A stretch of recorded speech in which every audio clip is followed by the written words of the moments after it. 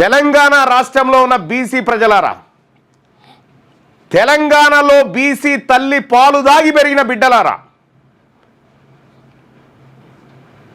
BC తల్లి రక్తం పంచుకొని పుట్టిన బిడ్డలారా, వీళ్లకు ఎట్టి పరిస్థితిలో పుట్టగతులు దగ్గరికి కూడా రానియొద్దులని, దరిదాపులలో కూడా రానియకూడదు. మన ఆక్రోశం వాళ్ళకు ఆనందమా? చూసుకో ఎంత వీళ్ళు బాధ, మన ఆర్తనాదం వాళ్ళకు ఆనందమా? పాలాభిషేకమా? మన గోసవాలు పటాకులు కాల్చుకోవడమా? ఇది ఆరిపోయే దీపం. ఇదా? ఏం చేద్దాం చెప్పురా, మీరే చెప్పురి. ఇటువంటి వాళ్ళని కామెంట్ చేయండి. ఈడబ్ల్యూఎస్ పని ఎట్లాగో చేస్తాంలే కానీ 100% చేసుడే, దాని పని చేసుడే. ఏం చేద్దాం చెప్పురు. ఇక దగ్గరికి వచ్చినప్పుడు ఉంటుంది ఇట్లా బరాబర్ ఉంటుంది. నిజంగానే నాడు ఉంటే మాత్రం వాళ్ళ కాలు చేతులన్నీ ఖతం చేద్దాము, గొర్ర రోడ్డు మీద గుంజుకపోయి. వీళ్ళ కడుపుల గింత కువార్కం, గింత కుట్రతోటి అమ్మా బీసీలకు రిజర్వేషన్ వస్తుందిరా. ఎవరు మళ్ళా వీళ్ళే రెడ్డిలే. అది గింత ఘోరమా? ఏ బీసీ ప్రజలారా, ఒక్కటేసారి పుట్టినాం, ఒకటేసారి చస్తాం.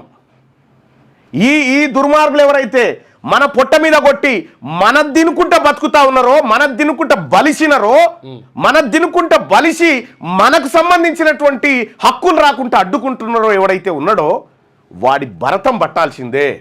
వీళ్ళని ఊర్ల పంట కూడా ఉండనియద్దు, వీళ్ళని ఊర్ల పంట కూడా తిరగనియద్దు. ఇట్లా మేము మా జాతుల కన్నీళ్ళు మీకు ఆనందాలైనయా? మా జాతుల కన్నీళ్ళు ఎంత లోపల ఎంతున్నా చూడు విషయం. మా జాతుల కన్నీళ్ళు కష్టాలు మీకు ఆనందాలైనయా?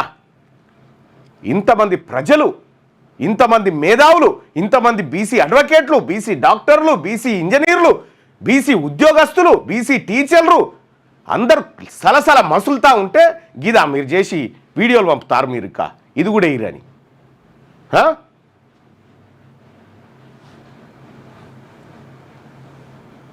గింత బల్ప ఎట్టి పరిస్థితిలో వదిలిపెట్టే ప్రసక్తే లేదు.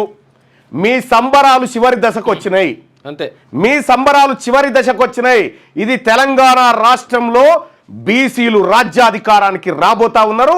మీ నాటకాలన్నీ చూస్తూ ఉన్నారు. మీ నాటకాలన్నింటినీ ఖచ్చితంగా మీకు రాజకీయ ఉనికి లేకుండా చెయ్యకపోతే నా పేరు తీన్మార్ మల్లన్న కాదు. మీకు రాజకీయ ఉనికి లేకుండా